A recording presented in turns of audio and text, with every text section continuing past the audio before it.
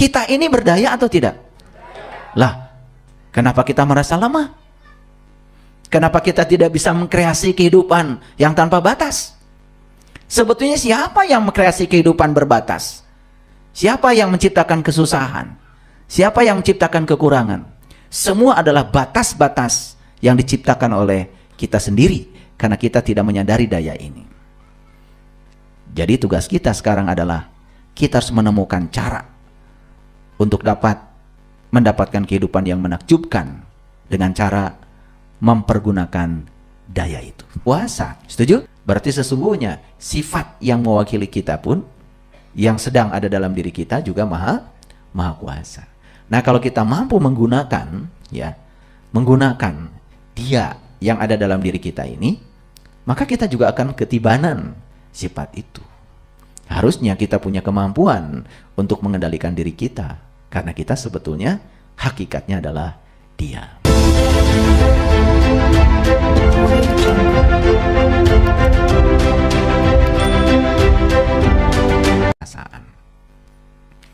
Karena ternyata semua ilmuwan yang bergerak di bidang neuroscience sepakat bahwa kreator kehidupan kita sebenarnya kita sendiri.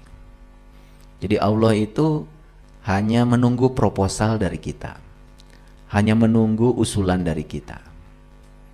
Jadi Allah itu sang keberadaan sering disebut Robbil Alamin, sang kehadiran, sang fasilitator, hanya menunggu proposal dari kita. Makanya Allah itu mengatakan, ya Allah itu tergantung kepada dirimu sendiri. Hidupmu mau seperti apa, sebetulnya itu diawali dari diri kita. Nah, ada dua yang harus diperhatikan dalam diri kita, yaitu pikiran dan perasaan. Pikiran itu ibarat mobil, dia itu tidak punya daya apa-apa kalau belum diisi bensin. Karena mobil itu baru punya kemampuan secara fungsional kalau diisi bensin. Nah, mobilnya itu adalah pikiran, sedangkan perasaan itu adalah bensinnya. Nah, oleh karena itu maka apa yang dipikirkan ketika kita memberi rasa yang dalam, itu artinya kita memang sungguh-sungguh ingin agar yang dipikirkan itu terjadi. Nah, di akhir sesi nanti kita akan meditasi untuk mengkreasi apa yang kita mau. Dan nanti kita lihat beberapa hari ke depan. Jangan heran kalau ada sesuatu yang spektakuler terjadi dalam kehidupan kita. Dan kita buktikan itu. Kita akan belajar dulu bagaimana cara semesta bekerja. Karena mekanisme ini harus dipahami. Sehingga kalau nanti terjadi, kita sudah punya pola. Nah, sebelum kita masuk pada dahsyatnya kekuatan perasaan, saya ingin menyampaikan beberapa dasar dulu. Bisa dilihat ya di slide yang sudah saya tampilkan. Ini adalah Quran Surat Al-Mulk. Quran Surat Al-Mulk itu surat ke-67 ayat yang pertama. Makanya kan umat Islam banyak sekali ya, kalau lagi susah baca aja Quran Surat Al-Mulk. Betul, kalau lagi susah baca Quran Surat Al-Mulk. Tapi bacanya bukan luarnya saja, maksudnya tangkap pesannya, lalu dijadikan sebagai pedoman untuk kehidupan kita. Ya, saya tidak akan membahas seluruhnya Quran Surat Al-Mulk, jadi saya hanya membahas ayat pertama saja. Di ayat ini Allah mengatakan, ya, Tabarakallazi biyadihil mulk wa huwa ala kulli syai'in qadir. Maha suci Allah yang di tangannya lah segala kerajaan, dan dia maha kuasa atas segala sesuatu. Ulangi ya, maha suci Allah yang di tangannya lah segala kerajaan, dan dia maha kuasa atas segala sesuatu. Siapa sih Allah itu? Apa sih Allah itu? Karena kita selama ini kalau berbicara tentang Allah, bicara tentang Tuhan, itu pasti dengan pertanyaan siapa. Lalu siapa itu selalu mengacu kepada sosok. Padahal Tuhan tentu saja bukan sosok. Karena kalau dia sosok, tidak mungkin meliputi seluruh makhluk. Bagaimana dia maha kuasa atas segala sesuatu kalau dia adalah sosok? Seperti kita nih, kita kan sosok, tangan kita terbatas, kita tidak bisa menguasai segala sesuatu. Begitu saya sedang ada di tempat ini, saya meninggalkan rumah saya juga sudah tidak punya kuasa dengan rumah saya. Jadi yang disebut dengan maha kuasa itu berarti dia sangat menguasai yang dikuasainya. Ya, kalau kita ini boro-boro menguasai sesuatu yang di luar diri kita, kadang-kadang menguasai diri kita saja nggak sanggup. Coba menguasai pikiran dan perasaan kita saja sudah nggak sanggup. Ya, nah kapan kita nggak sanggup? Ketika kita tidak merasakan kehadirannya. Tapi kalau kita sadar bahwa sebetulnya diri sejati kita itu hakikatnya adalah Dia. Ulangi, kalau kita sadar bahwa diri sejati kita hakikatnya adalah Dia, kan sebetulnya yang membuat kita berdaya itu karena Dia pernah meniupkan ruhku, bukan ruhmu. Jadi sebetulnya yang ada dalam diri kita itu ruhku. Kalau ruhku berarti kan ruh Dia. Artinya bagian dari diri Dia yang ada dalam diri kita. Nah, kalau Dia yang meliputi semesta raya ini maha kuasa, berarti sesungguhnya sifat yang mewakili kita pun yang sedang ada dalam diri kita juga maha kuasa. Nah, kalau kita mampu menggunakan Dia yang ada dalam diri kita ini, maka kita juga akan ketibanan sifat itu. Harusnya kita punya kemampuan untuk mengendalikan diri kita, karena kita sebetulnya hakikatnya adalah Dia. Paham ya? Oke. Itu ayat yang saya sampaikan sebagai dasar. Lalu yang kedua, kita sering mendengar ayat ini, Quran surat Al-Fussilat, surat ke-41 ayat 53. Sanurihim ayatina fil afaq wa fi anfusihim hatta yatabayyana lahum annahul haq. Awalam yakfi bi rabbika annahu ala kulli syai'in syahid.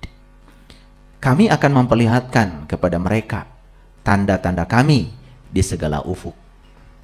Ufuk itu wilayah, di segala ruang dan waktu. Dan pada diri mereka sendiri. Hingga jelas bagi mereka kebenaran itu. Ya, tidakkah cukup bahwa sesungguhnya Tuhanmu menjadi saksi atas segala sesuatu. Jadi Tuhan itu menyatakan bahwa Dia itu meliputi segala ufuk. Dan Dia juga meliputi dirimu sendiri. Jadi Tuhan itu bukan sekedar meliputi segala ufuk, tapi juga meliputi diri kita sendiri. Jadi ayat ini memberikan informasi, berarti diri kita diliputi oleh Dia. Kalau kita sadar bahwa diri kita diliputi oleh Dia, bahkan diri kita yang sebenarnya sesungguhnya adalah Dia sendiri, karena sebetulnya kita yang tidak ada. Makanya ketika Dia ada, maka kita yang tidak ada.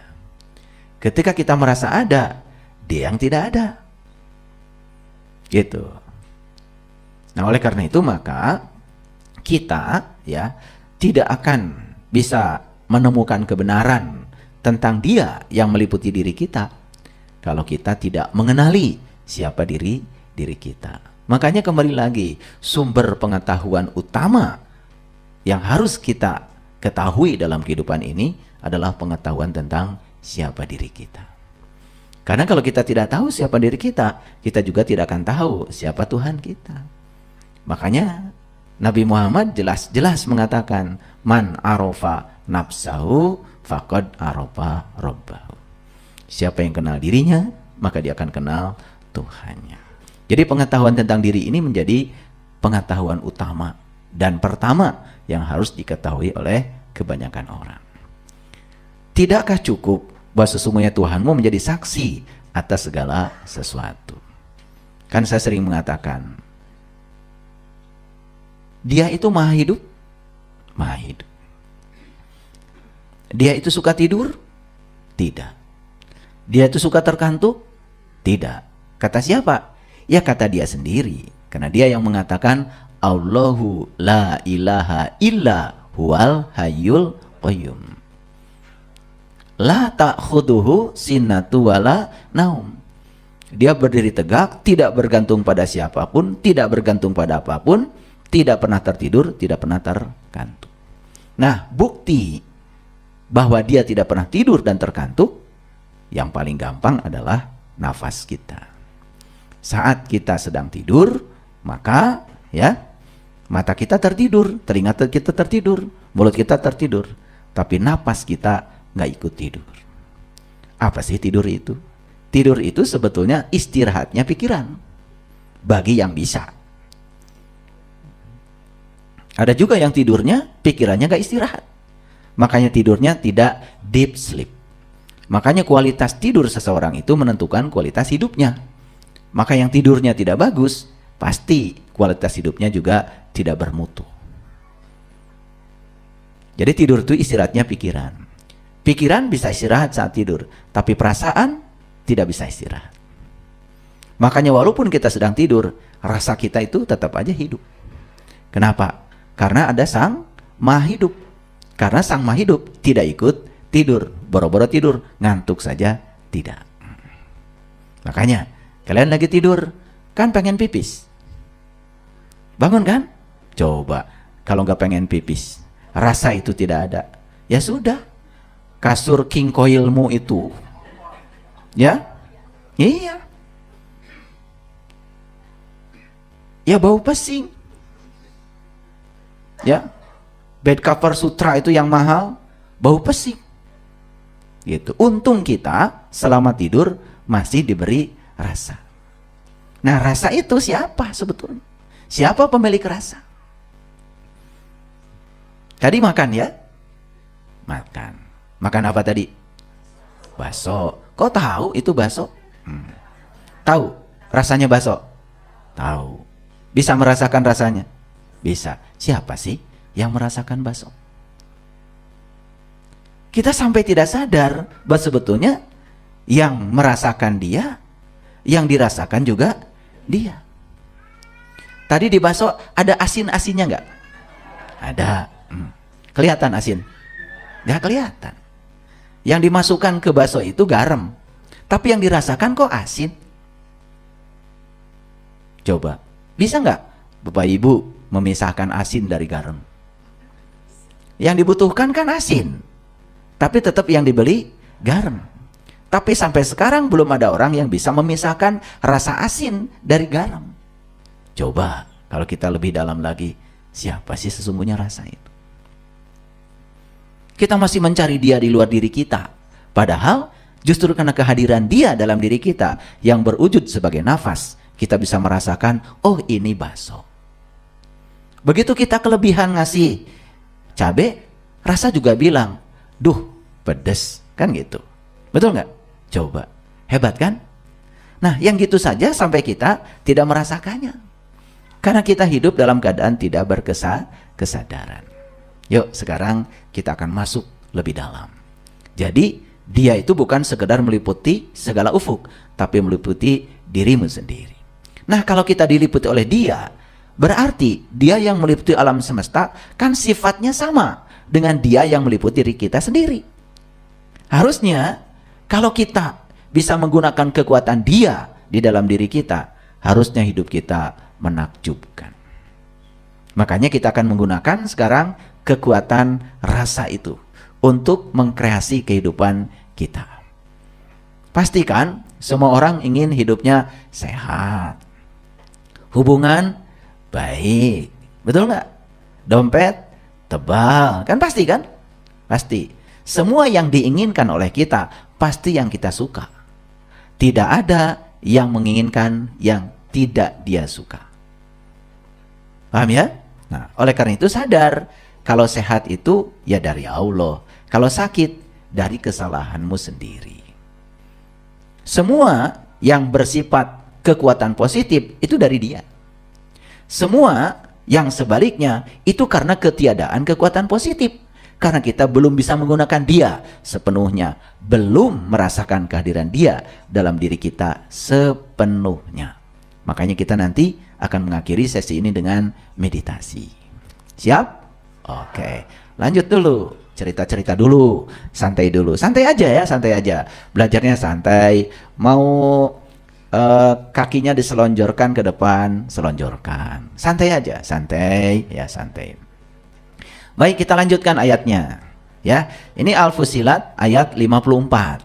Ya, nah, Al-Fussilat 54 yang tadi lanjutannya dari yang ke-53 tadi. Ala innahum fi miryatim miliqa'i rabbihim ala innahu bikulli syai'im muhit. Ingatlah bahwa sesungguhnya mereka adalah dalam keraguan tentang pertemuan dengan Tuhan mereka. Ingat bahwa sesungguhnya Dia Maha meliputi segala sesuatu. Aneh ya? Dia Maha meliputi segala sesuatu. Berarti kalau Dia Maha meliputi segala sesuatu, Dia meliputi diri kita? Tapi masih ada ya orang yang memiliki keraguan tentang pertemuan dengan Dia. Padahal setiap saat Dia mengunjungi kita. Dia tidak pernah meninggalkan kita. Justru kita yang merasakan ketidakhadirannya. Jadi sebetulnya Dia itu setiap saat mengunjungi rumah ini. Cuman kita saat Dia mengunjungi rumah ini, kita malah tidak ada di rumah. Itulah sumber kegelapan. Jadi bukan berarti ada ruang di semesta ini yang tidak ada kehadirannya. Tidak mungkin. Karena tidak ada di semesta ini ruang yang tidak ada kehadirannya. Karena Dia meliputi, Maha meliputi segala sesuatu. Tapi kita sendiri yang sedang merasa bahwa Dia tidak bersama kita. Betul? Nah, kalau kita terus merasakan kehadirannya di setiap ruang dan waktu, ini yang akan membawa kehidupan yang menakjubkan. Nah, kita buktikan ya. Oke, baik. Bisa mengerti ya ayat-ayat ini? Oke, baik ya. Pertanyaan saya, berarti ada satu kekuatan nggak dalam diri kita? Ada satu hal yang dahsyat nggak yang memberikan daya ke dalam diri kita? Nah, kekuatan itu sudah terbukti, yaitu karena kehadiran Dia. Bayangkan ya, ketika kita kehilangan nafas, saat itu tubuh kita kehilangan segalanya. Mata kita tidak fungsional, telinga kita tidak fungsional, bahkan lidah kita yang tidak berhenti makan itu, begitu nafas berhenti, sudah tidak ada fungsinya lagi. Bahkan dia kehilangan kesempatan untuk merasakan semua sensasi yang ada pada makanan. Betul? Oke. Tapi kita juga kadang-kadang karena tidak sadar, saat makan pun ya lebih banyak mengeluh. Ya, ini nggak enak, itu nggak enak, betul nggak? Iya, ini kurang itu. Tuh. Karena itu kesadaran. Lagi-lagi. Baik ya, kita mulai pelan-pelan ya. Ada daya tertinggi dan kekuatan yang dahsyat yang meliputi dan mengatur alam semesta yang tiada bertepi. Setuju? Setuju? Oke. Kalau tidak ada kekuatan itu, bumi kita pun tidak akan bisa berputar. Bumi kita pun tidak akan bisa mengelilingi matahari. Bahkan matahari pun tidak bisa dikelilingi oleh bumi. Bahkan semua planet-planet yang ada di semesta ini, semua bintang-bintang yang ada di semesta ini pun tidak mungkin bisa berada di posisinya masing-masing. Pernahkah kita sadar bahwa sebetulnya ruang kosong ini jauh lebih dahsyat daripada isinya? Ruang kosong ini lebih tak terbatas daripada isinya. Coba kalau kita memandang ya, bahkan mata kita tidak sanggup memandang betapa tak terbatasnya ruang kosong. Ternyata begitu pakai teleskop, kaget. Ternyata di tempat sana masih ada planet seperti kita. Di tempat sana masih ada matahari-matahari yang lain selain matahari yang kita saksikan. Jadi rupanya ya, planet bintang di semesta ini jumlahnya triliunan, bahkan tanpa batas. Itu yang triliunan itu yang sudah terhitung oleh manusia dengan teknologi. Nah, alam semesta ini tanpa batas. Berarti di daerah sana pun masih banyak sebetulnya yang belum ditemukan oleh manusia. Paham sampai sini? Oke. Nah, sekarang kita tidak berbicara itu, hanya berbicara kekuatan dahsyat yang meliputi diri kita saja. Setuju nggak kalau kita adalah bagian dari daya itu? Setuju? Setuju nggak kalau kita bagian dari kekuatan itu? Setuju? Berarti kalau begitu, kita ini berdaya atau tidak? Lah, kenapa kita merasa lemah? Kenapa kita tidak bisa mengkreasi kehidupan yang tanpa batas? Sebetulnya siapa yang mengkreasi kehidupan berbatas? Siapa yang menciptakan kesusahan? Siapa yang menciptakan kekurangan? Semua adalah batas-batas yang diciptakan oleh kita sendiri karena kita tidak menyadari daya ini. Jadi tugas kita sekarang adalah kita harus menemukan cara untuk dapat mendapatkan kehidupan yang menakjubkan dengan cara mempergunakan daya itu. Setuju? Oke. Pelan-pelan ya, ngajinya pelan-pelan. Ini kecepatannya hanya 2 km per jam. Ya, ada daya yang sangat dahsyat. Bagi orang yang berkesadaran, dahsyatnya daya itu sudah terasa. Karena dia juga tidak mungkin bisa melangkahkan kakinya tanpa daya itu. Bahkan untuk mengangkat tangan pun tidak mungkin tanpa daya itu. Betul? Nah, tapi kalau hidup cuma mengangkat kaki, mengangkat tangan, kan gak seru hidup. Betul nggak? Karena banyak yang harus kita kerjakan dalam kehidupan ini. Kita harus mengkreasi kehidupan. Bahkan kalau bisa, jadi manusia bermanfaat dalam kehidupan. Oke. Jadi tugas kita sekarang adalah temukan sesuatu yang luar biasa tentang diri kita, hidup kita, dan semesta. Karena kita ada dalam semesta, berarti kita harus menemukan ya sesuatu itu. Ternyata bagi mereka yang sudah menemukan rahasia ini, hidup itu jauh lebih mudah dari yang kita sangka. Dulu orang-orang mengira untuk mendapatkan uang banyak harus kerja keras. Tapi faktanya ada orang yang tidak kerja keras tapi uangnya banyak. Karena ada orang yang kerja nembok dari pagi sampai sore, tetap aja sehari 150.000. Apa nggak kerja keras itu? Betul nggak? Jadi ada orang tertentu yang penghasilannya berlipat-lipat karena dia sudah bisa menemukan daya ini dan menggunakannya. Jadi sebetulnya ada orang yang kehidupan berkelimpahan, itu karena dia sudah bisa menggunakan daya ini. Ada orang yang hidupnya serba kekurangan, sebetulnya karena dia mengalami ketiadaan daya ini. Dia belum bisa menggunakan daya ini. Jadi sebetulnya hidup ini harusnya lebih mudah dari yang kita sangka.